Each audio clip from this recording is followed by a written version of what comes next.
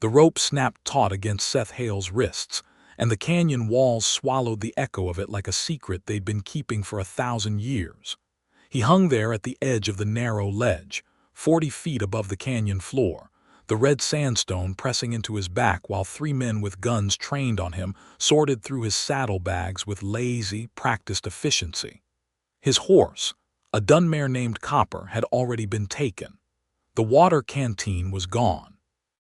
The small leather pouch of coins he'd carried from Abilene, the last remnant of 6 months of honest cattle work, had disappeared into the pocket of a man named Virgil Cass before Seth had even understood what was happening.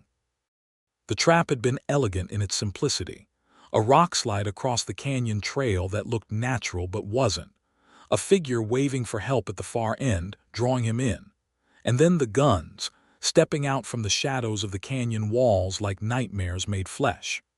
"Appreciate you being cooperative," Virgil Cass said, tipping his hat with a mocking courtesy that made Seth's blood run cold.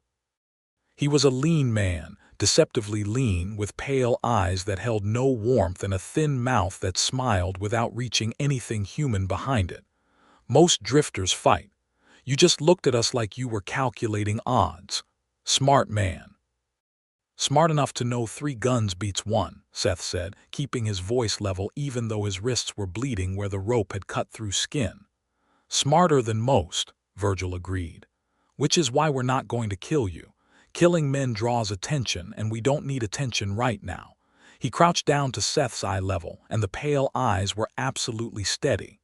"You're going to stay here in this canyon for 3, maybe 4 days. By the time you work yourself loose or someone stumbles across you, we'll be across the New Mexico border.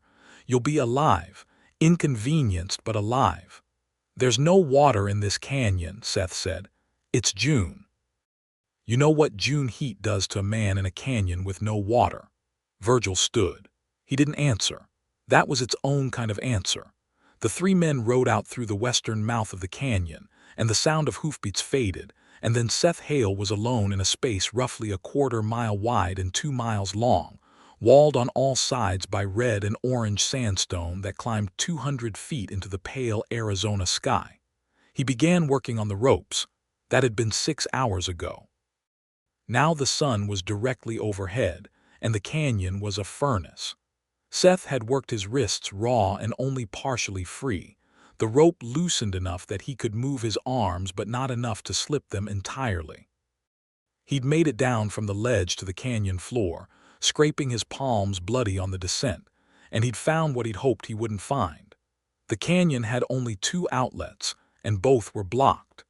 The eastern mouth was sealed by the rockslide that had drawn him in, boulders the size of wagons stacked in a configuration that no single man could shift alone. The western mouth, through which Virgil and his men had ridden out, had been blocked too, deliberately, with a crude but effective barrier of logs and stones that would have taken hours to construct, which meant this had all been planned for days, maybe weeks. They'd known someone would come through this canyon. They'd been waiting. The hidden motive behind the whole arrangement settled in Seth's mind like a stone dropping into still water. This wasn't random robbery. They'd known to wait here. Someone had told them this trail was used regularly. Someone local. He was sweating through his shirt, and his mouth felt like cotton, and his dark past had given him experience surviving hard situations. But this one had a clock on it that was running down faster than any he'd faced before. 3 days without water in an Arizona canyon in June was not survivable. Not even close. He'd made 2 circuits of the canyon floor looking for anything, a seep of water from the rock, a crack in the walls that might offer a way up and over. He'd found one thing of minor interest, boot prints in the soft soil near the eastern wall. Small boot prints. Recent. Someone had been in this canyon within the last day or 2 on foot, moving along the base of the eastern wall in a very deliberate way. Not wandering, moving with purpose. Seth had followed those prints until they simply stopped at the base of the canyon wall, right where a massive section of sandstone jutted out in an overhang that cast deep shadow even at midday. He was crouched in that shadow now, staring at the wall, pressing his fingers along the rock face and trying to understand why someone would walk to this exact spot and then apparently disappear. He pressed harder on a section that looked slightly different, slightly darker in color. The rock shifted. Seth pulled his hand back. His heart was hammering. Not rock, or not only rock. The darker section was a narrow door, cleverly constructed of wood covered in a layer of painted plaster mixed with red sand, shaped to match the canyon wall so precisely that he'd walked past it twice before the boot prints led him directly to it. He pushed it open. Beyond it was darkness and cool air and the faint sound of moving water. He was inside for 30 seconds before a voice came out of the dark ahead of him, calm and certain and carrying the distinct click of a rifle hammer being pulled back. "You take one more step in here," the voice said, "and I will put a bullet through your knee. You'll live, but you'll never walk straight again. State your name and your business." Seth stopped. He raised his hands. The rope still dangled from his left wrist, and he was aware of how he must look, bloody and rope-burned and wild-eyed with thirst. "Seth Hale," he said. "I was robbed and left in the canyon by 3 men. There's no water out there." "I need water." A long silence. "Then, the rope on your wrist, you put that on yourself." "No, ma'am." Another silence. "You alone?" "Yes." "If you're lying to me," the voice said, "about any of it, there will be consequences that are permanent and irreversible. I want you to know that before you say another word." "I'm not lying," Seth said.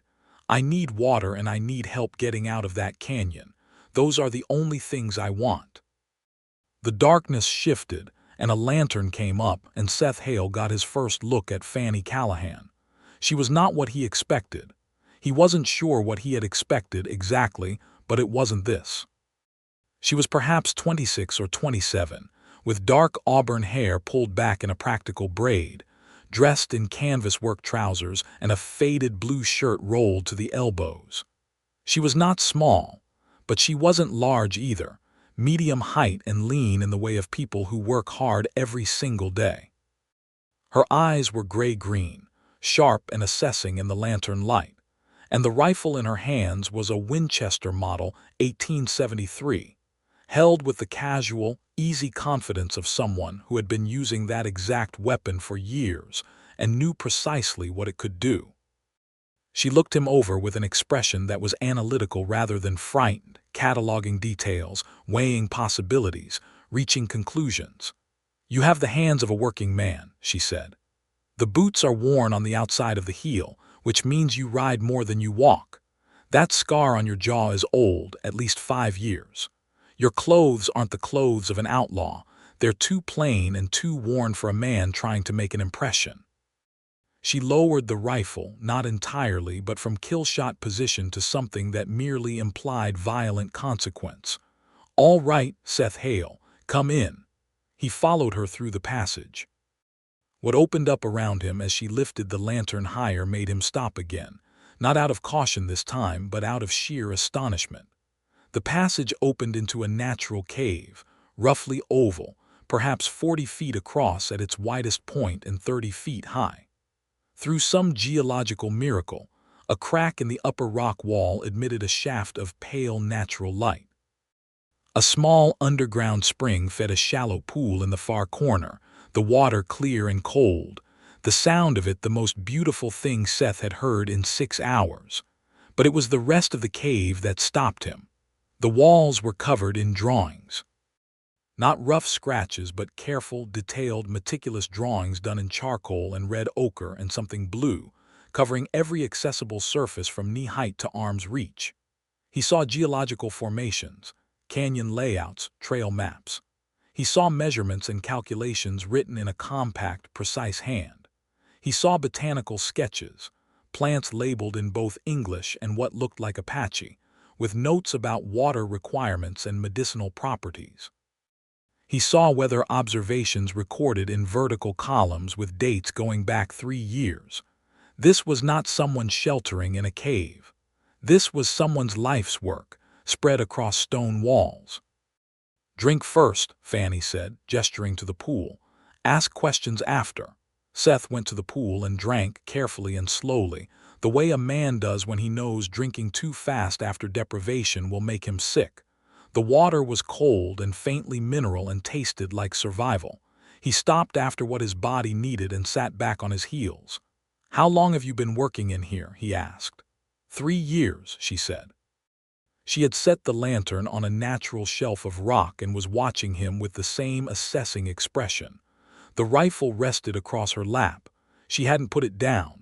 "This is my canyon. My homestead is 2 miles north of here on the mesa. I found this cave when I first surveyed the land." "You surveyed your own land?" "I surveyed the entire surrounding area," she said. 12 square miles of it. It took 18 months. She said this without pride, simply a statement of fact which somehow made it more impressive than if she'd been boasting. "I needed to know the land, everything about it. Where water surfaces, where the soil quality changes, where the game trails run, where a person could be ambushed, and where a person could hide. And where a person could get out of a canyon that's been sealed," Seth said. Her eyes sharpened. "Sealed. On purpose. Those 3 men who took my horse and my money and my canteen and left me to die of thirst, they had the western exit blocked off already. Logs and stones, looked like it took days to prepare. And the eastern rockslide didn't happen naturally.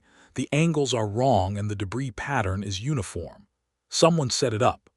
The expression on Fannie Callahan's face changed then. It wasn't fear exactly, but it was something close to a reckoning, a look that said she was connecting dots that had been floating loose for too long and finding the picture they made was ugly. "Describe the leader," she said.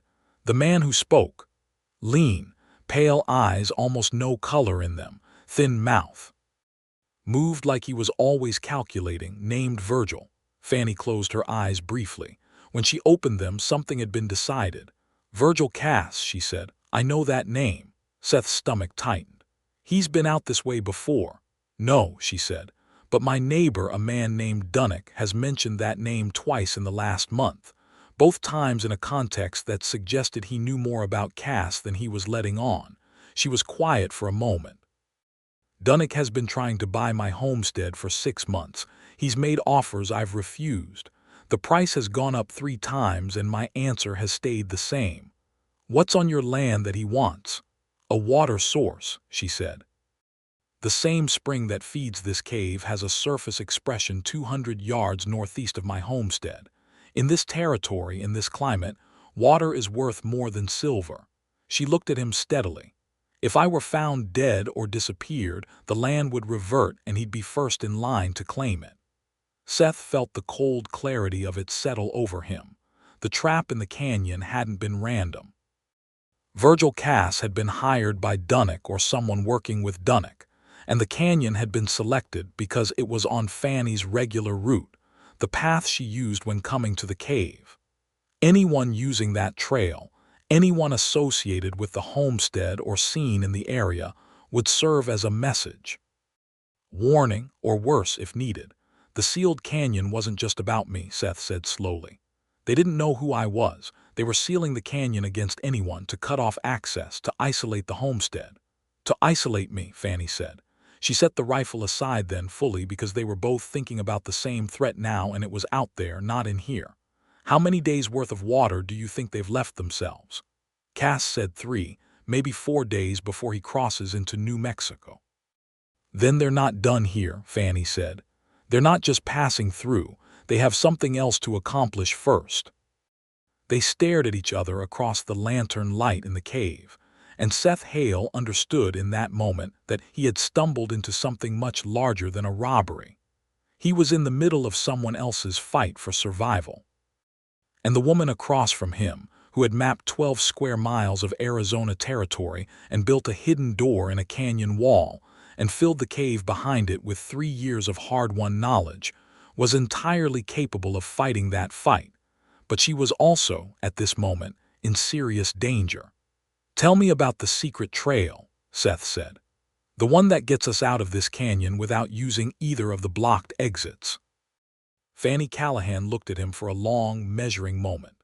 The lantern made the auburn in her hair glow like embers, and her gray-green eyes held a calculation that he found, unexpectedly, quite beautiful, not because it was pretty but because it was real. She was deciding whether to trust him, genuinely deciding, running through the logic of it in real time. "There's a trail," she said finally. "It's not marked on any map that anyone else has. I found it during my survey. It runs along the back wall of the canyon, through a series of narrow clefts in the rock that aren't visible from the canyon floor, unless you know exactly where to look, and the light is at the right angle. It comes out on the mesa half a mile east of my homestead." "How narrow?" Seth asked. "A horse can't make it," she said, "but a person can." She paused. "You're a large man, it will be tight in places. I've been in tighter spots." She almost smiled at that. Almost. "I believe that," she said. She had 3 things in the cave that she gathered quickly. A small pack that she'd clearly kept ready for exactly this kind of rapid departure, a coil of good hemp rope, and a second lantern which she filled from a small tin of oil she kept on a shelf near the pool. She was efficient and unhurried in her movements, which Seth recognized as the behavior of someone who had thought through emergency scenarios in advance and was now simply executing a plan rather than improvising one. "Your homestead," Seth said while she prepared. "Anyone else there? A husband, family?" "I live alone," she said. "I have for 2 years since my mother passed. She and I came out together in '79. My father died on the trail from Missouri when I was 16. She said this with a directness that carried grief in it but not self-pity. "I built the homestead with her help. After she was gone, I stayed. And you've managed it alone since then." "I manage it well," she said, with a precision to her tone that suggested she'd heard doubt implied in similar questions before and had learned to shut it down immediately. "I don't doubt it," Seth said, and he meant it. She looked at him sideways when he said that. The assessment in her eyes shifted slightly, recalibrated. "You're not from Arizona," she said. "Your accent is West Texas, maybe New Mexico border." "Born in Texas," Seth said. "Moved around since I was 20. I'm 28 now. 8 years of drifting. Cattle work mostly, some scouting, occasional honest labor of whatever kind was available." He hesitated. "I was heading to Tucson, looking for steady work on a ranch. Something more permanent than what I've been doing." "What made you decide on permanent?" The question surprised him because it was perceptive rather than conversational, getting at something real rather than making small talk. "Getting older," he said. "You spend enough years not belonging anywhere and it starts to feel like a wound you can't locate. You know it's there, it just doesn't have a clean edge." Fannie stopped what she was doing for just a moment. She didn't say anything, but something in her posture changed, a small yielding like a door opening a quarter inch. "I understand that feeling," she said quietly. She led him out of the cave, back through the hidden passage, and into the heat of the canyon. Seth blinked in the light and felt the weight of the heat settle on his shoulders again. Fannie moved along the eastern wall of the canyon with the easy confidence of someone who had walked this path 100 times, which she had. "Stay close to the wall," she said, "and don't talk unless necessary. Sound travels strangely in this canyon, and I don't know if Cass has anyone posted outside." The trail she described as hidden was hidden in the most fundamental sense. It was completely invisible. Looking at the eastern wall of the canyon, Seth saw only solid rock. But Fannie moved to a specific point, crouched slightly, and suddenly there was a cleft in the rock that hadn't been visible from any angle he'd looked at before. It was perhaps 18 inches wide at the base and somewhat wider higher up, following a natural fracture in the sandstone that ran diagonally upward into the cliff face. "There are footholds cut into the left side," Fannie said. "I cut them myself in the first year. They're narrow because I was working with a small chisel and I didn't want them visible from outside, but they'll hold your weight." Seth put his hand on the rock, found the first foothold, tested it. Solid. He looked at the pitch of the cleft and began to understand what it would take to climb it. Not easy, maybe dangerous in his current state with the rope burns on his wrists and the dehydration making his head swim slightly. "Are you all right to do this?" Fannie asked. She was watching him with that direct, analytical gaze again. "I'm all right," he said. "If you're not, tell me. I'd rather know the truth than if you fall halfway up." "I'm better than I was," he said. Water helped, I'm good enough. She went first, and watching her move through the cleft, he understood immediately that this was her territory in a way that went beyond familiarity.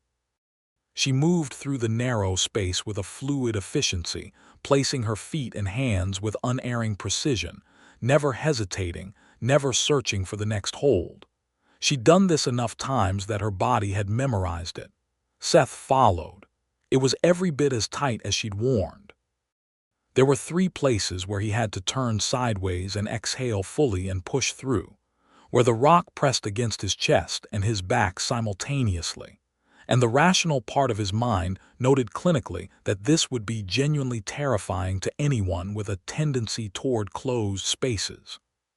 He didn't have that particular weakness, but he had his own variety of discomfort, which was the vulnerability of being in a space where he couldn't move quickly if something went wrong. The trail wound upward through the cleft for perhaps 150 feet of vertical gain, climbing in a roughly diagonal line through the cliff face. At several points it widened enough to pause and breathe, and at one of these wider spots, Fannie waited for him, watching the approach from above. "You move well in confined spaces," she said. "Thank you, you move like you grew up inside that cliff." "Not quite," she said, "but I've spent enough time in it." She looked out through a narrow window in the rock that gave a view of the canyon below. No sign of anyone. Cass must have left a full watch on the exterior approaches rather than posting a man inside. "He thinks there's no way out," Seth said. "He thinks the canyon is sealed." "He doesn't know about the cleft," Fannie said. "Nobody does except me." She paused. "And now you." The trust that was implied in that statement was not lost on Seth. He understood what it cost her to reveal it to a stranger she'd met 40 minutes ago in the dark. They climbed the remaining distance to the top of the canyon wall, emerging through a split in the mesa's edge onto the open plateau above. The air up here moved, a hot, dry wind from the southwest, but it moved, and after the sealed heat of the canyon it felt like freedom. The afternoon sky was a deep, relentless blue, and the mesa stretched away in every direction, patchy with juniper and dry grass and the occasional thrust of red rock. Seth stood at the canyon's edge and looked back down, 200 feet of drop into the narrow furnace below, and for a moment he simply felt the full weight of what he'd escaped. Then he turned away from it. "Your homestead," he said. "You said it's half a mile east." 20 minutes on foot," Fannie said. She was already moving. The homestead was modest by most standards, but exceptional by the standards of a woman who had built it herself on the Arizona frontier. The main structure was adobe, a single long building with a second smaller room added to the south end, with a covered porch running the full length of the front. There was a stable with 2 horses inside, an older bay and a young sorrel, and a corral that held a mule and 2 goats. A kitchen garden ran along the south side of the house, enclosed in wire fencing, planted with discipline and watered through a clever system of clay pipes that Seth recognized as an irrigation technology borrowed from the Tohono O'odham people who had been managing this desert long before any homesteaders arrived. There was a windmill over a dug well, and there was a second structure Seth identified as a combination storage building and workshop, with a heavy lock on the door. "You built all of this," he said. "My mother and I built the main house and the stable," Fannie said, unlatching the porch gate. "I added the storage building and the irrigation channels in the 2nd year. The windmill I purchased from a supplier in Tucson and assembled it with the help of a Tohono O'odham man named Chico who has helped me on the property twice and who I pay fairly." She opened the front door and let him in, and the interior was cool, relative to outside, with thick adobe walls doing their ancient work of moderating temperature. The space was organized with an efficiency that matched everything else about her. Books on a shelf, a surprising number of them, several in what Seth guessed was Spanish and one in German. A writing desk with papers arranged in precise order.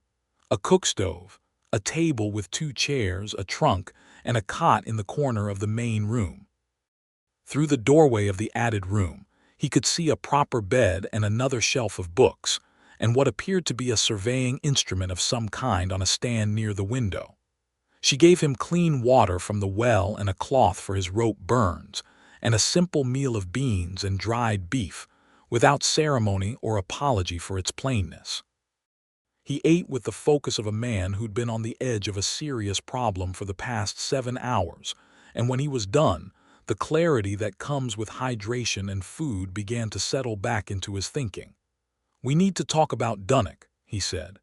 "Yes," Fannie said.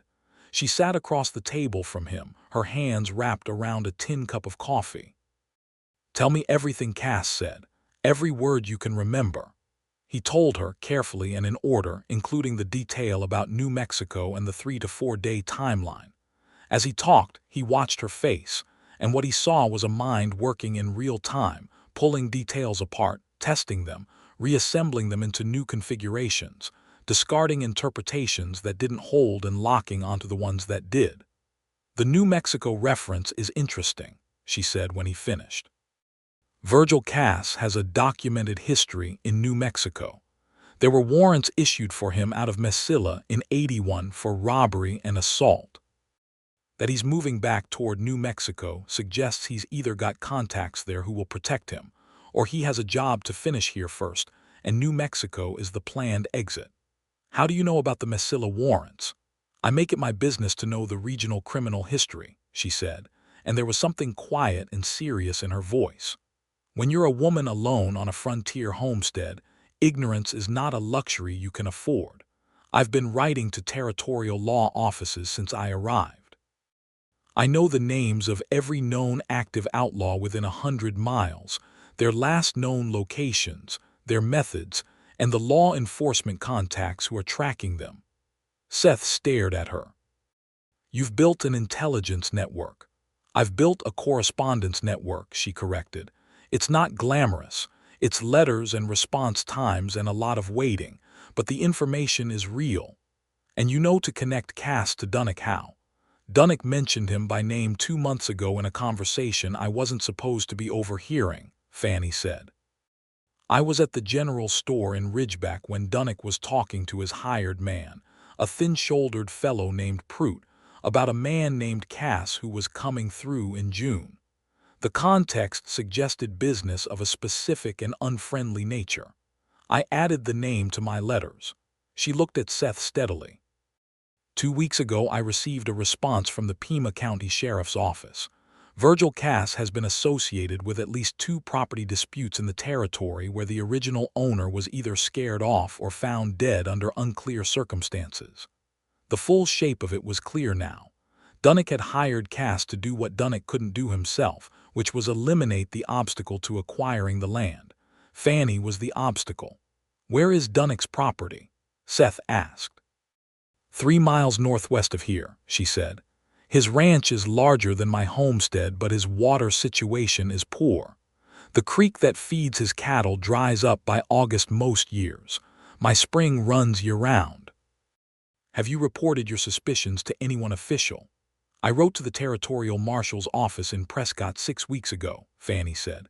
"I have not yet received a response. The territory is large and the marshal's office is thin on men and the mail is unreliable." She said all of this without bitterness, but with the matter-of-fact tone of someone who has learned not to rely on systems that have not reliably served them. Seth was quiet for a moment. "I could ride to Ridgeback," he said. "If you can spare one of your horses. It's what, 8 miles? 10, she said. "There's a deputy in Ridgeback. His name is Abrams. He is a competent man and I believe he is honest. The problem is getting him to take action based on circumstantial connection between Dunnock and Cass." "I'm a direct witness," Seth said.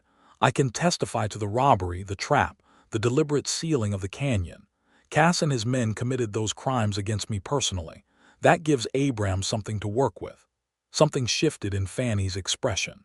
It wasn't relief exactly, because she wasn't the kind of person who showed relief easily, but it was adjacent to it. "You do that," she said. "I'm not riding to Tucson anymore," Seth said. "Not today, not while this is unresolved. I'm not going to ride away from this and spend the rest of my life wondering what happened to you." He said the last part and then wished he'd phrased it differently because it came out with more of his actual feeling in it than he'd intended. Fannie looked at him for a moment longer than necessary. "Thank you," she said. "Don't thank me yet. We still need to handle tonight. If Cass and his men are still in the area and they find out I'm not in that canyon, they'll know someone let me out. And there's only one homestead adjacent to that canyon."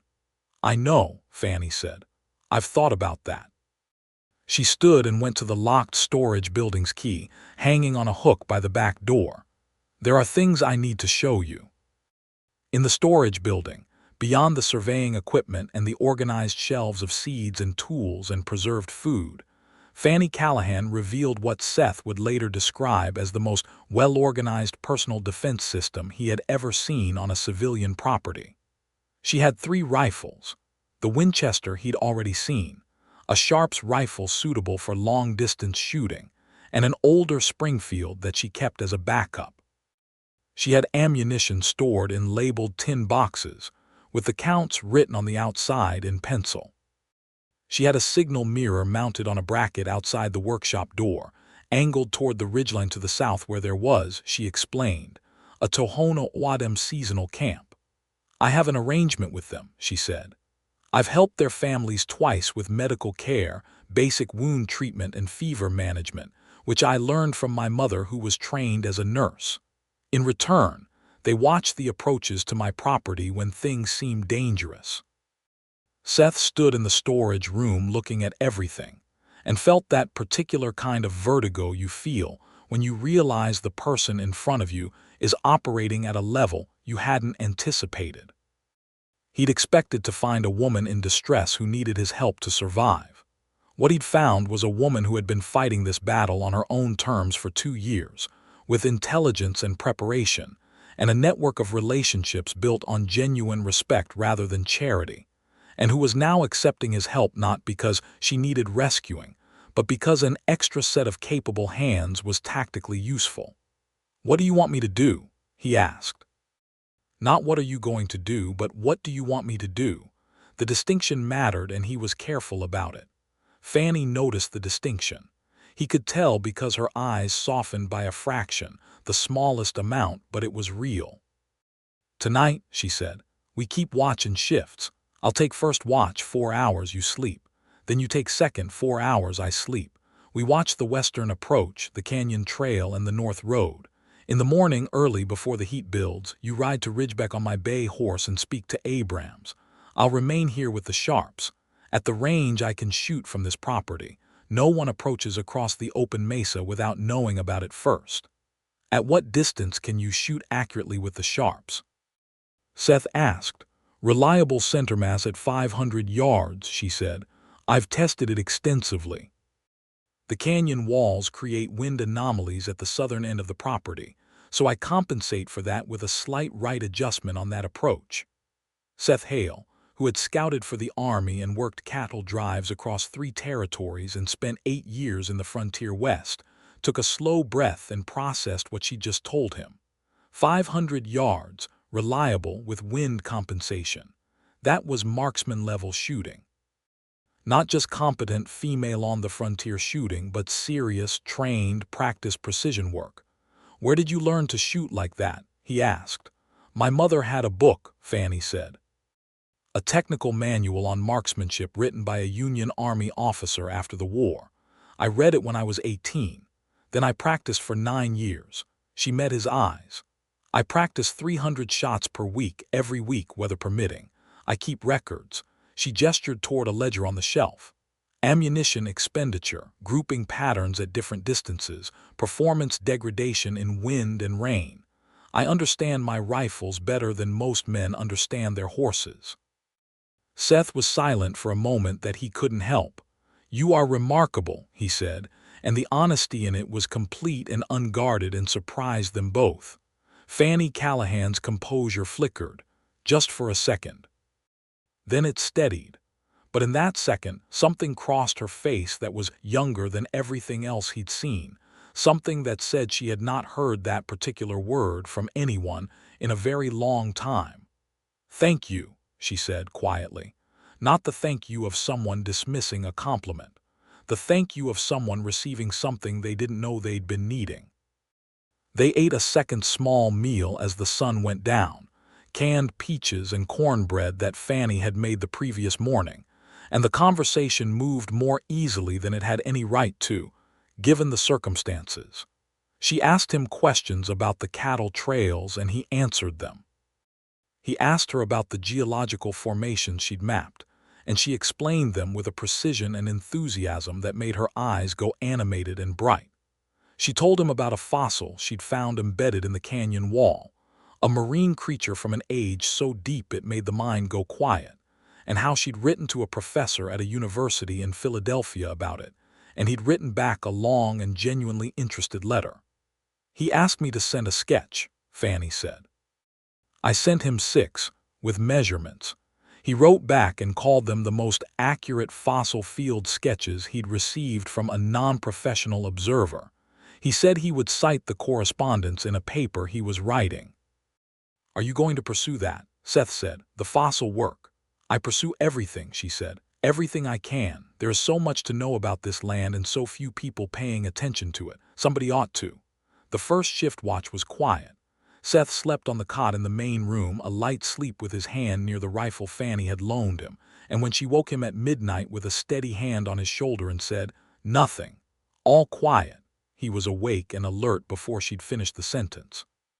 He took the Sharps out to the porch and sat in the chair she'd positioned with a clear view of both the western and northern approaches, and the night was enormous around him, full of stars that he'd never seen so many of in his life as in the Arizona desert, a river of them from horizon to horizon, making the darkness feel more like depth than absence.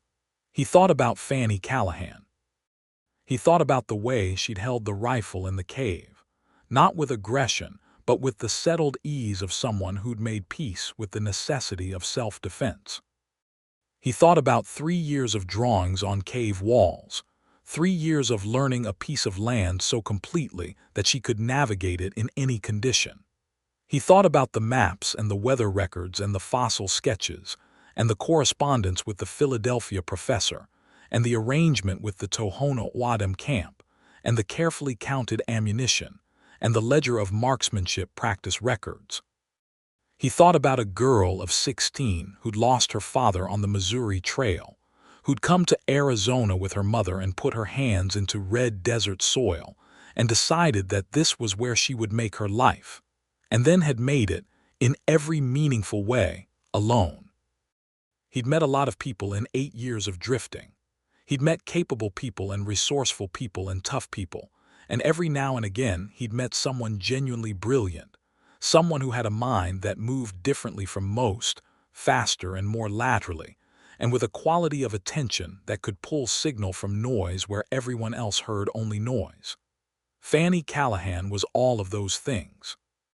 And she was also, in the moments when her composure opened slightly, someone who was profoundly lonely in a way she had so efficiently organized her life around that she might not even fully feel it anymore.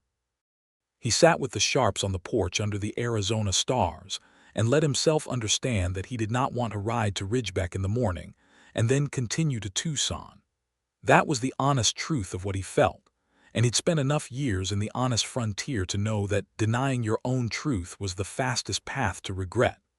The morning came rose gold and sharp-edged, the way Arizona mornings come, like someone had pulled a curtain back on the sun all at once. Seth made 2 cups of coffee on the cook stove, found where Fannie kept the grounds without looking too hard, and had one ready when she emerged from her room at first light, already dressed, her hair in the braid. She looked at the coffee and then at him. "You found everything without asking." "I was careful not to disturb anything," he said. She took the cup. "Thank you." They went over the plan one more time briefly. He would ride the bay to Ridgeback. He would find Abrams and give a full statement about the robbery and the trap. He would specifically name Virgil Cass and provide the physical descriptions of all 3 men. He would mention that he had reason to believe Cass was connected to interests hostile to the Callahan homestead.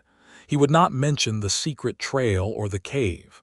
"The cave is mine," Fannie said simply, And I trust you with it, but no one else needs to know." "Agreed," Seth said. She went to the stable with him and saddled the bay with practiced efficiency. As she worked the cinch, she said without looking up, "Be careful on the north road. There's a section about 3 miles out where the rock formation on the left makes a natural blind spot. If Cass has a man watching the road, that's where he'd be." "What does the formation look like?" "3 stacked boulders. The top one is reddish and shaped like a fist. You'll see it. Before you reach it, drop to the right into the low brush and circle around to the east. It adds 10 minutes, but it takes you out of any line of sight." Seth looked at her over the horse's back. "You've mapped all of this in your head." "I've mapped it on paper too," she said, "but yes, also in my head." He wanted to say 100 things. Instead he said, "I'll be back by midday." "I'll be watching," she said. He rode the bay down the north road in the early morning cool, the sky still partly pink at the western horizon, and he found the 3 stacked boulders at exactly the distance Fannie had described, and he dropped right into the low brush and circled east exactly as she'd told him. And when he came back to the road on the far side, he saw the glint of metal in the rocks near the formation that told him a rifle was there, watching. His heart went cold and then steady. He kept riding in the cover of the brush, the long way around, and when he reached the main road to Ridgeback, he pushed the bay to a canter. Deputy Abrams was exactly what Fannie had said, competent and honest. He was a stocky, dark-skinned man in his mid-30s with the careful manner of someone who has learned to take nothing at face value and verify everything. He listened to Seth's statement with his hands folded on his desk and asked 3 clarifying questions and wrote things down in a notebook. When Seth described the deliberate sealing of the canyon and the connection to the Callahan homestead, Abrams put down his pen. "Fannie Callahan wrote to Prescott about this situation 6 weeks ago," he said. "She told me," Seth said. "No response yet."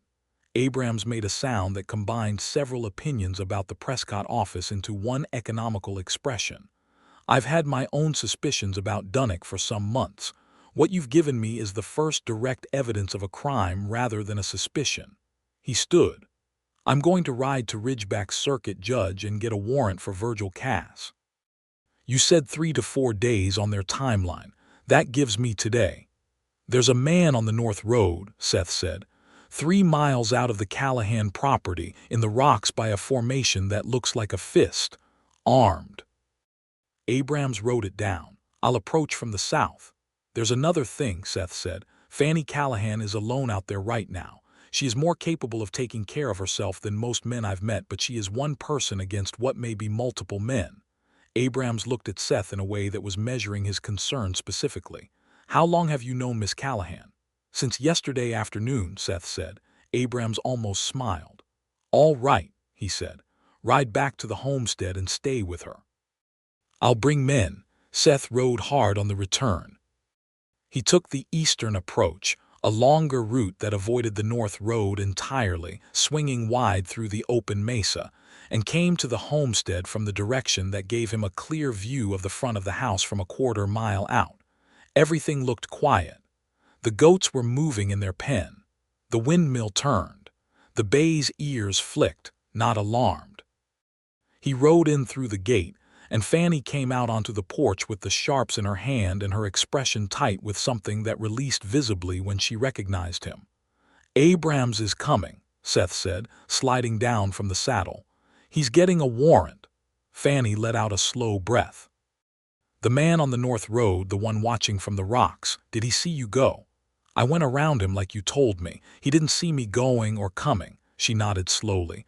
"Good, then Cass doesn't know you're free yet." She paused. "How long until Abrams arrives?" "Hours," Seth said. "Midday at the earliest, likely afternoon." "Then we wait," she said, carefully. He unsaddled and watered the bay and put the horse in the stable, and when he came back to the house, Fannie had laid out the plan she'd been working on while he was gone. She'd drawn a new diagram on a sheet of paper, a rough map of the homestead and its approaches, with notes on sight lines and timing, and what each of them should do in various scenarios. She explained it to him, and he listened, and he pointed out one detail she might not have considered: the direction of the afternoon sun, and how it would blind a shooter positioned on the north ridge if they waited until 3 o'clock before making any approach. And she looked at the diagram and made a small adjustment and said, "Yes, you're right. That changes the defensive priority for the porch position." They worked together on the plan for 20 minutes, and it was the most natural 20 minutes Seth had spent with another person in a long time, both their minds running on the same problem, their thinking fitting together without friction. "You said you were looking for something permanent," Fannie said, not looking up from the diagram. "I did say that," Seth said. "What would permanent look like to you?" She asked it in a tone that was casual, analytical, but her hands were very still on the paper. Seth thought about it honestly. "Land," he said. "Something to work with my hands, something to come back to." Someone too, well, that part's harder to describe without sounding like a dime novel. Fannie made a sound that was very close to a laugh. "Someone to share it with." "Yes," Seth said. Silence. The windmill turned. A goat made a sound in the pen. "This land," Fannie said, "is exceptional. The water, the geology, the soil potential along the northern edge. A man who understood cattle work could run a small herd on the mesa grass. There's more room than one person can use." She said this very carefully, very precisely, not looking at him. Seth said just as carefully, "That's a significant thought." "It's an observation," she said, "about land use potential." "Of course," Seth agreed. But they both knew it was something more than that, and the knowledge of it sat in the room between them, warm and a little dangerous, like a fire built in a space that was not quite big enough for it yet. The afternoon brought the confrontation none of them had planned for. It was 2 o'clock, an hour before Seth's estimated best defensive window, when the sound came. 3 horses on the north road, moving at a deliberate pace, not riding hard, not fleeing, riding toward. Virgil Cass, it turned out, had found the canyon empty. Seth took the western position behind the corner of the stable, where a brace of stacked fence posts gave him cover, and a clear angle on the front gate. Fannie went to the south wall of the house, the one with the small shooting port she'd built into the adobe when she constructed the room addition, exactly wide enough for the barrel of the sharps and nothing else. Seth heard Cass call out from the gate, his voice carrying the thin, confident quality of a man who expects his arrival to create panic. "Miss Callahan, we'd appreciate a conversation." Nothing from the house. "We've had a man watching your north road," Cass called. "We know you've had a visitor today. We'd like to understand the nature of that visit." Still nothing. "The visitor is gone now," Cass said. "We saw to that." Seth's stomach dropped. Saw to that. What did that mean? Before he could process it, there was a sound from the sharps, a report that was precise and shockingly loud in the open air, and the hat on Virgil Cass's head was gone, taken off his head from 200 yards range, and Cass went absolutely rigid in the saddle. Then Fannie's voice came from the shooting port, clear and carrying and entirely without tremor. "The next one does not miss the hat. I have this rifle sighted to 500 yards, and I can fire and reload faster than you can find cover in this terrain. I have a second rifle and a third loaded and waiting. This is your one warning. Ride away from this property." The 2 men with Cass looked at each other. One of them put his hand on his gun. "I wouldn't," Seth called from the stable, stepping into sight with his own rifle leveled. "I'll be honest with you, she is the better shot, but between us, the math doesn't work in your favor." Virgil Cass sat very still on his horse, and something worked in his pale face, the dark calculation of a man who has spent years reading situations for advantage, and is reading this one and finding it without any. "What happened to my man on the road?" Seth asked, keeping his voice level. "He's tied to a juniper," Cass said after a pause. "Alive, he didn't feel cooperative." "I'll find him," Seth said. "Abrams is coming with men and a warrant. How this ends for you depends entirely on whether you're holding a gun when he arrives." Another long silence. The horses shifted and blew. The windmill turned. The goats were very quiet. Cass said, low and directed at the house, "This isn't over." "Yes, it is," Fannie said from behind the wall. "You are on my land and you are outgunned, and the law is coming. Leave." Virgil Cass looked at the space where his hat had been. He looked at the south wall of the house.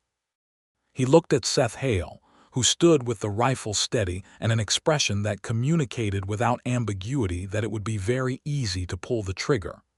Cass turned his horse. The other two men followed. Seth watched them ride north until they were beyond the gate and moving fast, away from the property. He kept the rifle up until they were out of sight, and then he walked quickly to the north fence line and scanned the rock formation in the distance.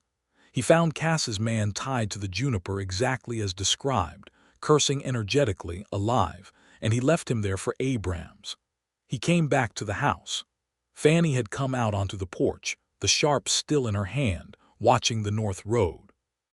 Seth came through the gate and up to the porch steps, and they stood 4 feet apart, and the adrenaline was still loud in both of them. And Seth looked at her, and he said the truest thing he could find. "That shot." Fannie looked at him. "It was 200 yards with a known wind. That's not my difficult shot." "I know it isn't," Seth said. "That's what I mean." And something in that exchange, in his knowing exactly what her answer meant, in his not being diminished by the fact of her skill but enlarged by it, something in that broke open a space between them that hadn't been there before, or had been there all along and was only now acknowledged.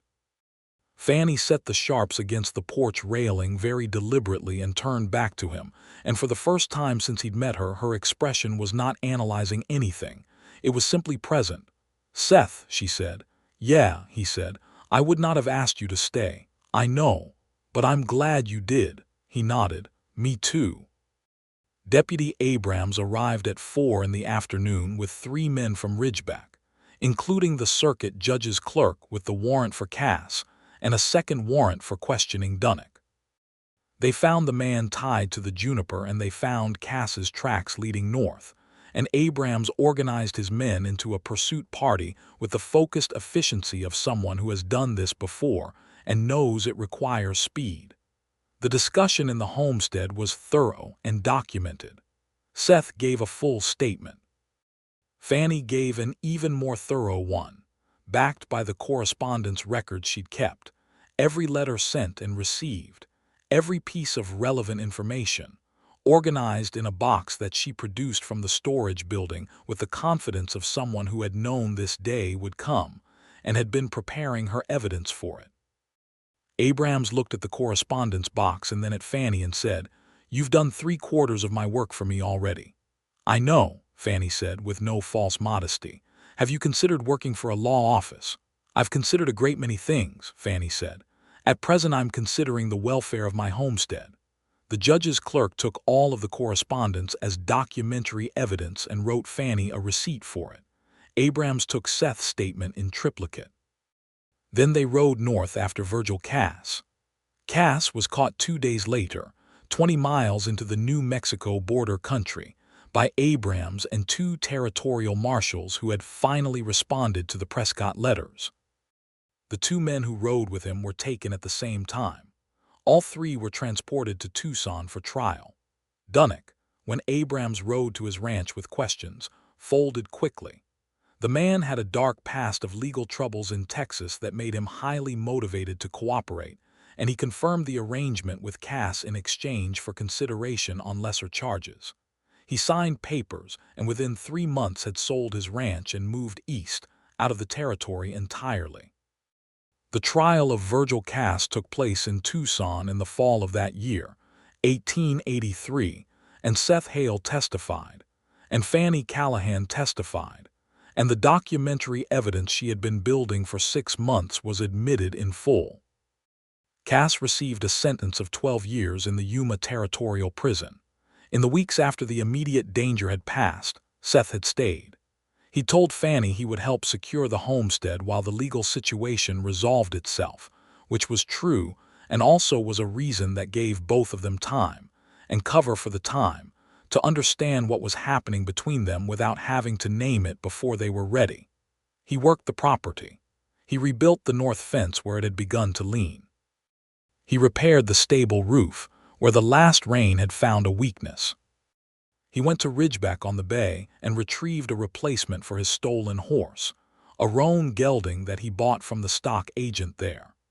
He brought back supplies that Fannie had listed with precision and accuracy, down to the specific grade of cornmeal she used and the particular brand of black tea she preferred.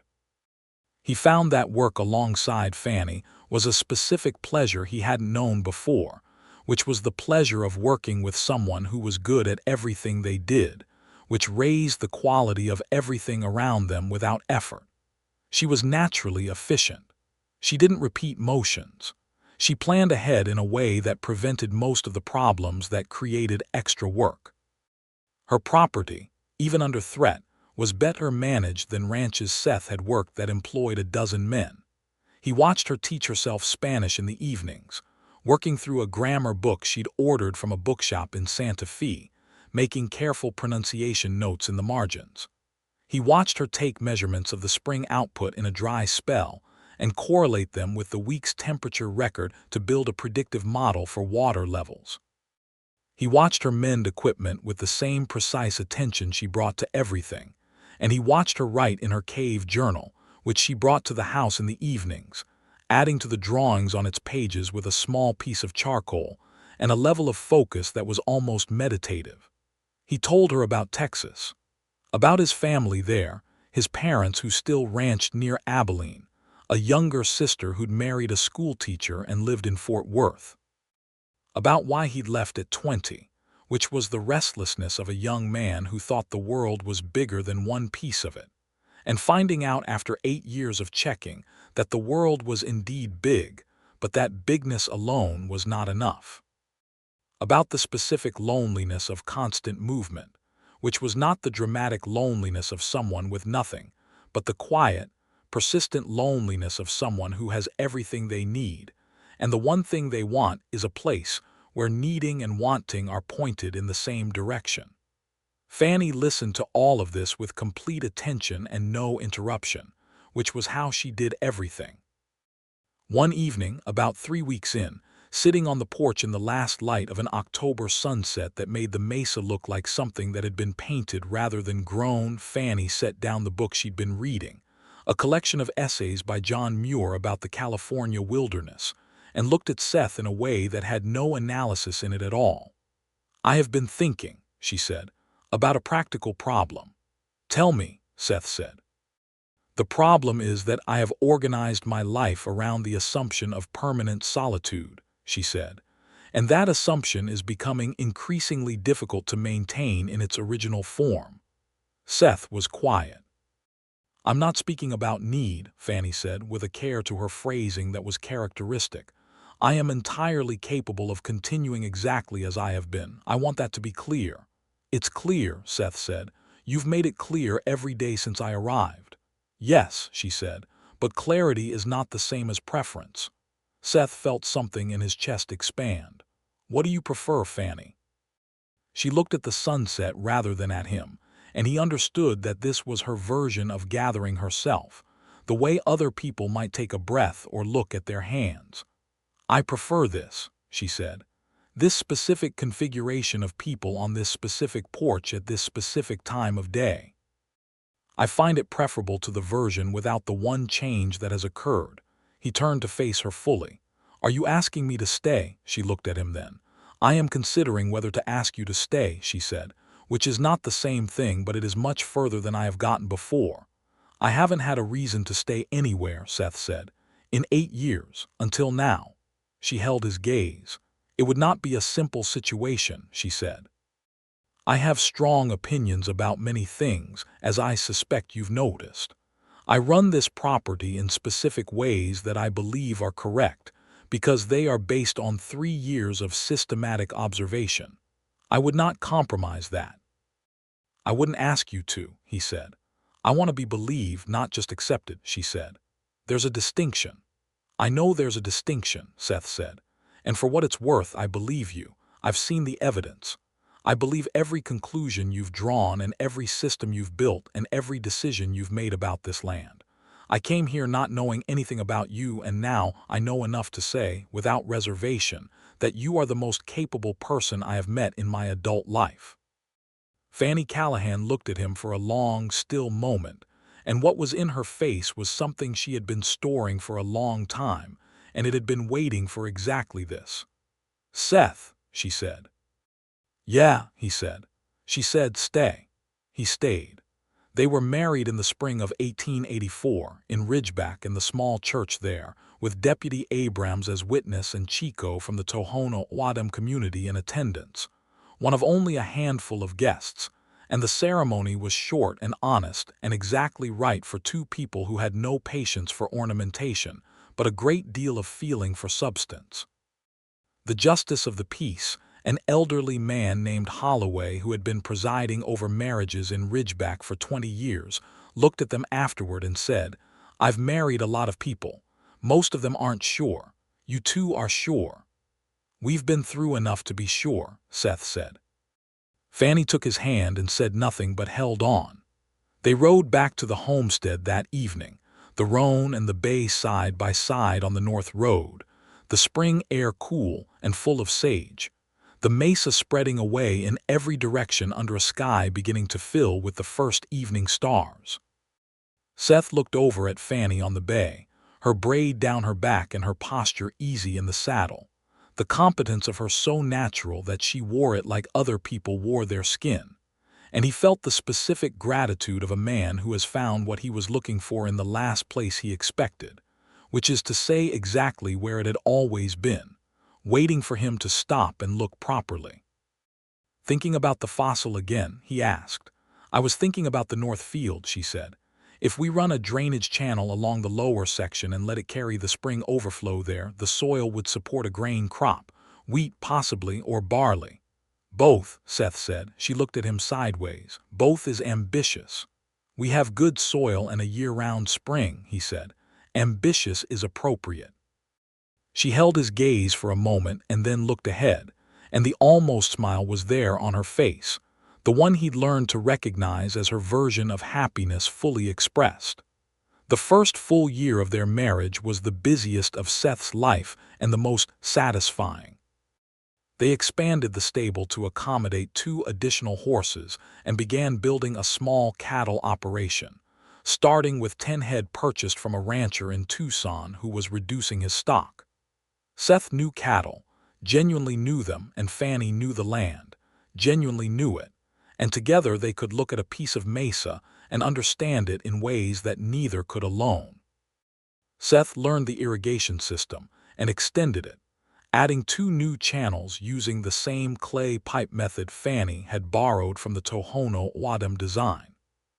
He learned to read the land through her eyes, to see the subtle signs of water below the surface that she pointed out on their walks across the property, the particular color of certain plant species, the behavior of the game birds near the spring. Fannie, in turn, in a slower and less deliberate way, learned something from Seth. It was not any practical skill he was better at. It was something subtler, something about the value of unstructured time, of sitting with a problem longer before needing to document it, of letting a day have space in it for nothing in particular, and finding that nothing in particular was sometimes everything. He brought a fiddle out from Ridgeback in the fall, a battered instrument he bought from the general store for $2, and he was not a talented player, but he was an enthusiastic one.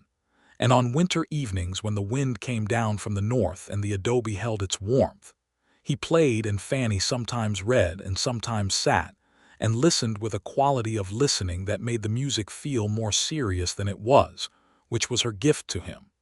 She continued her cave work. He helped her carry supplies in and out, and after 3 months she showed him the full extent of the drawings on the walls, all of them, including the sections she hadn't shown him on the first day. There was a whole section on human movement patterns, observations she'd made of animal trails and their seasonal variations, connected to hypotheses about how earlier peoples had used the canyon for similar purposes. There were drawings of constellations as visible from the canyon floor, made on specific dates over 3 years, with notes on how the rock walls framed different sections of sky at different times of year. "You're building an entire record of this place," Seth said, looking at it all. "Someone should," Fannie said. "This canyon has been here for 30 million years. We've been here for 2. Someone should pay attention while we're here." He put his arm around her shoulders and she leaned into him, very slightly, in the way she had that was not a surrender of anything but a choice. And that distinction, he had come to understand, was the whole of what she was. In the autumn of 1885, Fannie told Seth she was expecting a child. She told him in the way she did most things, directly and with relevant information attached. She told him the estimated timing, which she had calculated with a precision that made him realize she'd been observing her own physical state with the same methodical attention she brought to everything else. She told him she had been corresponding with a physician in Tucson about the relevant considerations for a woman of her circumstances. She told him she intended to continue her normal work patterns for as long as was reasonable. Seth listened to all of it and then he said, "Are you happy about it?" She paused. "Yes," she said. "I find that I am unexpectedly and thoroughly happy about it." "Me too," he said. "Unexpectedly and thoroughly." They named their son James, after Fannie's father who had died on the Missouri Trail, and James Hale came into the world in the spring of 1886 with a determination that the midwife from Ridgeback, a capable woman named Dora, described as the most purposeful baby I've delivered in 15 years, which seemed fitting given his parentage. He had Fannie's gray-green eyes and Seth's dark hair, and a quality of attention from the earliest weeks that made visitors remark on it. The way the baby focused on whatever was in front of him with an intensity that seemed unlikely for his age. Fannie took to motherhood the way she took to everything, with careful research, systematic observation, and a complete refusal to be intimidated by it. She read extensively. She kept a journal of James's development. She talked to him throughout the day while she worked, explaining things, which Seth found so endearing that he could not quite look at it directly without feeling the warmth of it settle all the way through him. Seth built a cradle from pine wood brought from Ridgeback, and it was the most careful piece of woodwork he'd ever done, sanded smooth and fitted together with joints that were sound rather than decorative, designed to last through whatever number of children might eventually use it. Chico came from the Tohono O'odham camp to see the baby, and brought a gift of woven cloth in patterns of red and gold that Fannie hung on the wall of the baby's room, where it remained for many years. The cattle operation grew. By 1887, they were running 40 head on the mesa grass, which was the maximum the land could sustainably support at the water level they maintained. And Seth had done the calculation with Fannie's help, and they'd agreed on 40 as the ceiling, because they were both deeply committed to not taking from the land more than it could return. It was a principle that made their operation more stable in dry years than their neighbors, who pushed harder and suffered more when the drought came. They planted barley in the North Field in the spring of 1887, both varieties as Seth had suggested on their wedding night ride, using the drainage channel Seth had installed to bring the spring overflow to the lower section of the field. The barley came in well, a modest yield, enough to supplement their own stores and sell a small quantity in Ridgeback at a price that pleased them both. The letter from the Philadelphia professor arrived in the summer of 1887. He had published his paper in a scientific journal, and the citations included Fannie's name, F. Hale, formerly F. Callahan, and a description of her fossil sketches as of professional quality and significant scientific value.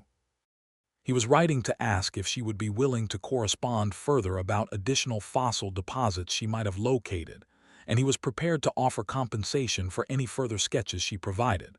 Fannie read the letter twice and then set it on the table with the care she used for things that meant more than she wanted to immediately show. "Professional quality," Seth said, reading over her shoulder. "Yes," she said. "Of significant scientific value," Seth read. "Yes." He bent and kissed her temple, because that was all that needed saying.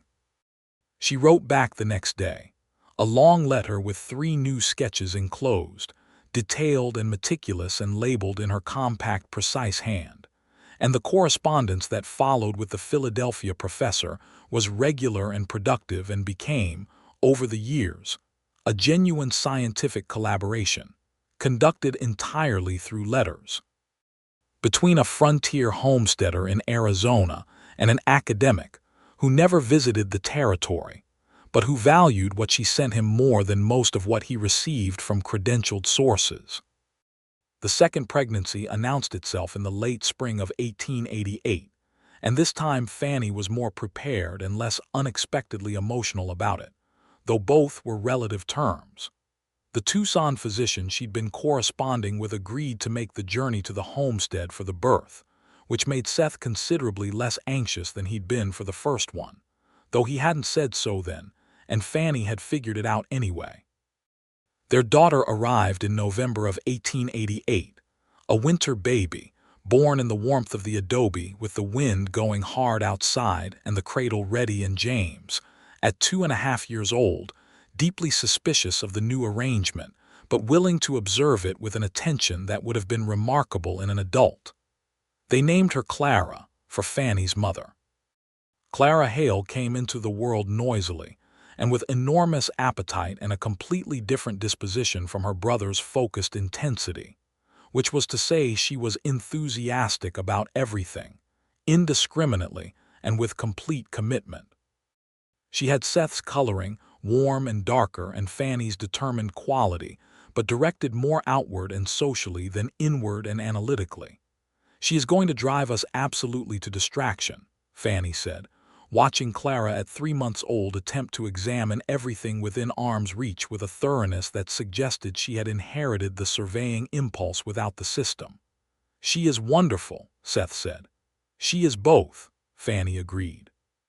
James at 2.5 had come around on the subject of Clara after approximately 3 weeks, at which point he'd apparently decided she was an interesting case study, and adopted a stance of grave, protective interest that was so much his mother's approach to life in miniature that it made Seth laugh every time he thought about it. The years settled into the shape of a life that was full in every direction. The homestead grew steadily. Seth added a second stable room in 1889 and a proper chicken house in 1890, and the barley field was expanded, and the irrigation system was extended to cover the kitchen garden more reliably, which was Fannie's project, designed and executed with the precision that characterized everything she built.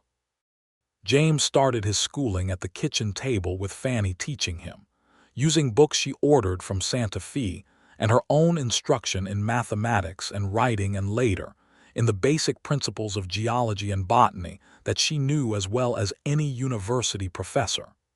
He was a serious student with an aptitude for mathematics that showed up at age 5 and only increased. Clara, when she reached school age, was a different teaching challenge entirely. She had an extraordinary memory and could recall anything she'd heard once, nearly verbatim, but she had no patience for sitting still, and Fannie's solution was to teach her while walking, which Clara accepted happily and which resulted in their lessons happening on the mesa, moving through the landscape with Fannie explaining and Clara repeating, and the two of them returning to the homestead after an hour with a thorough knowledge of whatever the day's subject had been, and Clara's particular energy productively spent. Seth, watching Fannie teach their children, felt the specific pleasure of watching someone do what they were completely suited for. She taught the way she did everything, with total engagement and absolute respect for the intelligence of the person she was talking to, regardless of age. She never condescended. She never simplified something to the point of inaccuracy. She gave James and Clara the real thing, whatever the subject was, and trusted them to grow into it. He told her this one evening. She looked at him steadily. "How else would you teach someone?" "You'd be surprised," he said. She considered it. "I suppose I would be," she said. "I don't have extensive reference points for teaching methods. My mother taught me the same way. It was the only model I knew." "Your mother sounds like she was an exceptional person," Seth said. "She was," Fannie said. "She came to this territory at 51 years old with a 16-year-old daughter and a wagon full of books and a complete refusal to be defeated by anything." She paused. "I think of her most when I'm in the cave. She saw it once in the first month. She said it looked like the earth keeping a diary." Seth held that image, the earth keeping a diary, "That's exactly what it looks like," he said.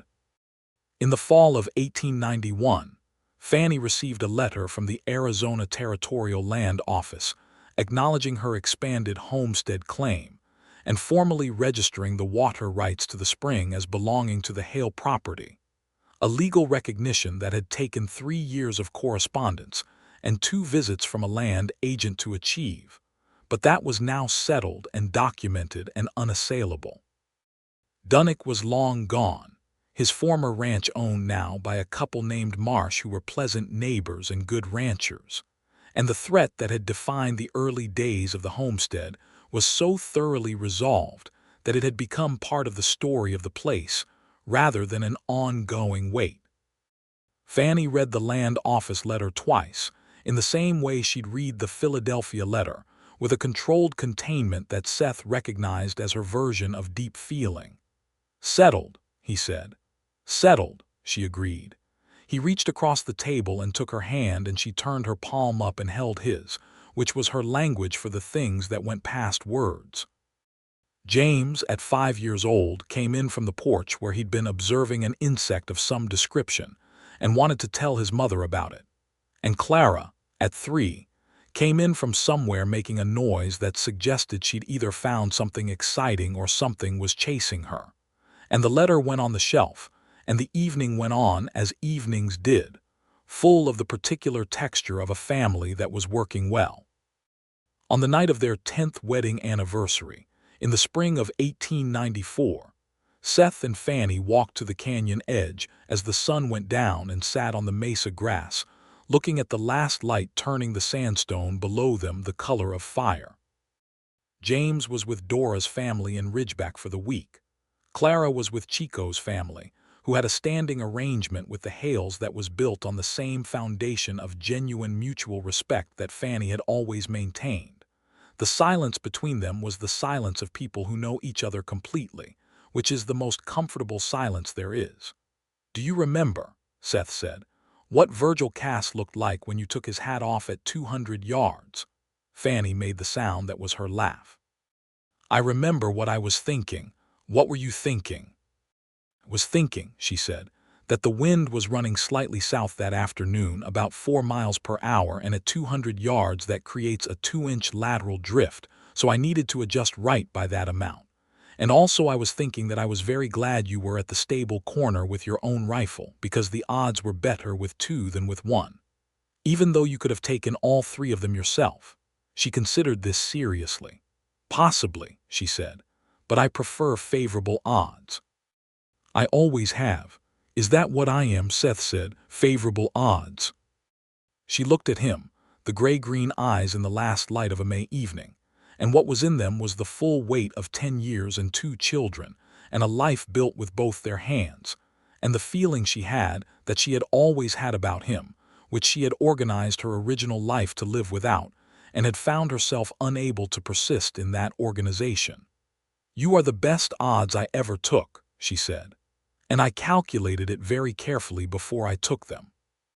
He kissed her there on the mesa grass at the edge of the canyon they had both survived, with the sandstone below them glowing in the last light and the stars beginning to appear above them in the enormous Arizona sky, and the spring wind moved through the juniper and the windmill turned, and somewhere in the canyon, the secret trail was exactly where it had always been, holding its shape in the rock, waiting for whoever needed it. In the years that followed, the Hale homestead became something more than a homestead. It became a landmark of a particular kind, known in Ridgeback and in Tucson and eventually in the broader territory, as a place where things were done with care and intelligence, and a commitment to understanding the land on its own terms.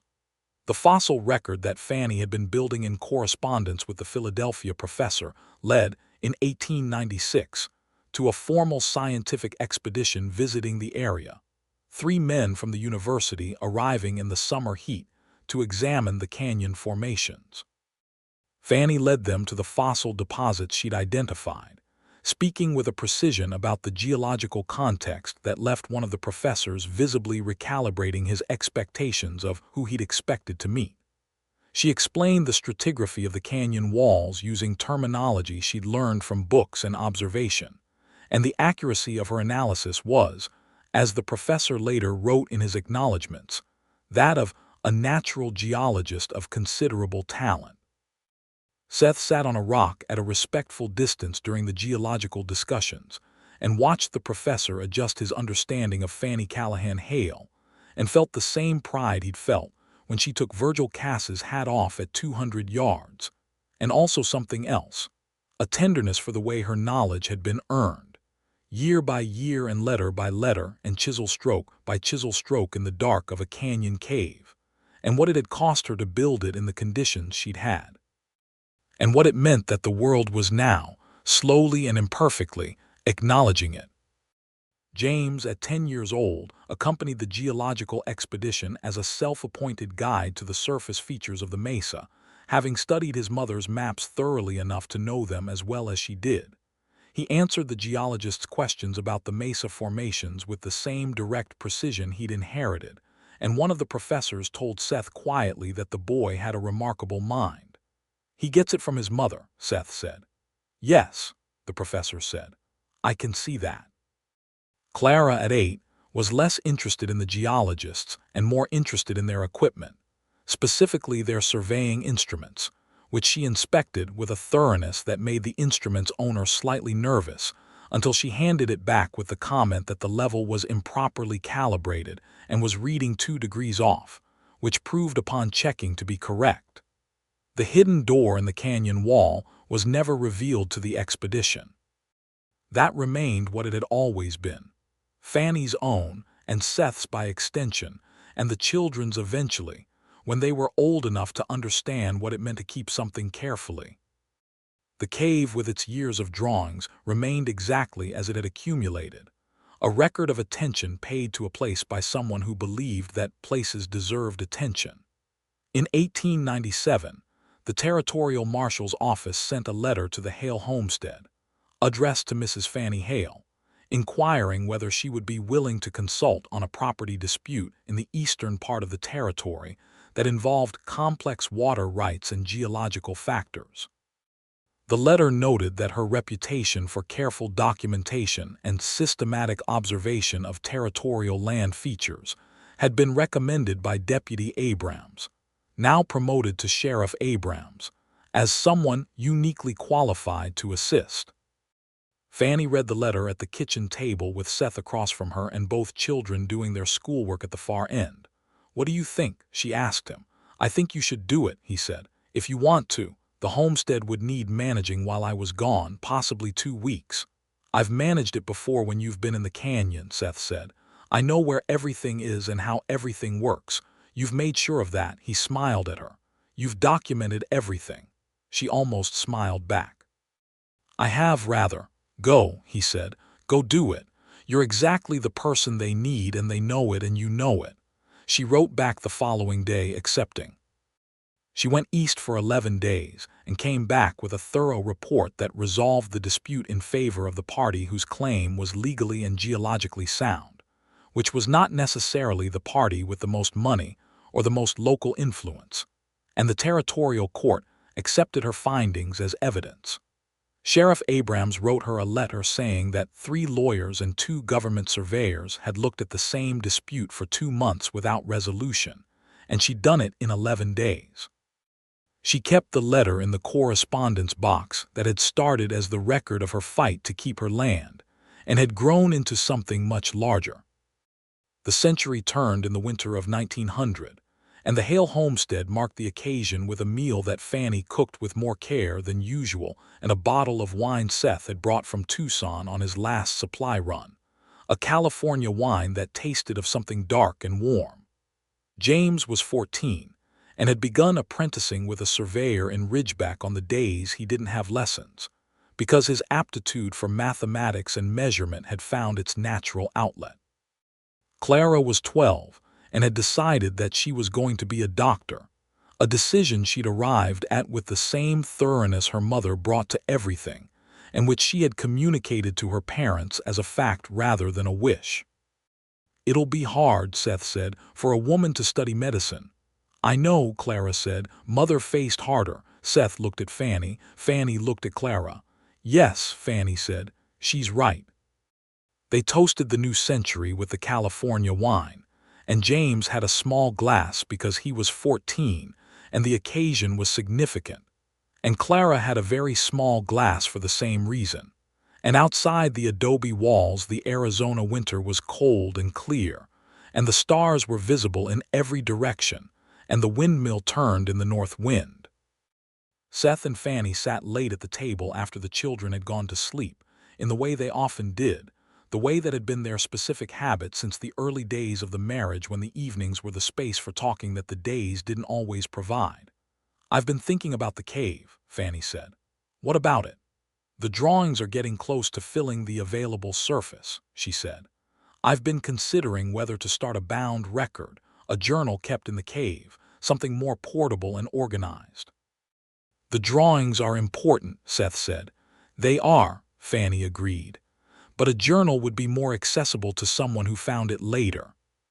If the intention is that someone should understand the place, then a journal serves that better." Seth thought about this. "Both," he said. She looked at him. "Keep the drawings and start the journal," he said. "Both of them." She was quiet for a moment. "Yes," she said. "You're right." He reached across and took her hand on the table, and she turned her palm up, and they sat in the warmth of the adobe while the new century moved outside in the cold dark, and the spring ran beneath them in its ancient limestone channels, and the secret trail held its shape in the canyon wall, and everything that they had built together was exactly and entirely there, solid and warm and real. Outside, the windmill turned. The moon rose over the mesa edge and laid its light across the red sandstone and the juniper and the kitchen garden and the stable where the horses stood warm in their stalls. And the canyon, 200 feet deep and full of the deep silence of geological time, lay exactly as it had for 30 million years, patient and complete, keeping its secrets and its trails and the memory of everyone who had ever moved through it with care. Seth Hale had come through that canyon as a man with nothing but the clothes on his back and the worst kind of dark past bearing down on him, and what he had found on the other side of the hidden wall was not just safety and water and a way out. He had found Fannie Callahan, who knew the secret trail, and the secret trail, as it turned out, had not just been through the canyon. It had led him home.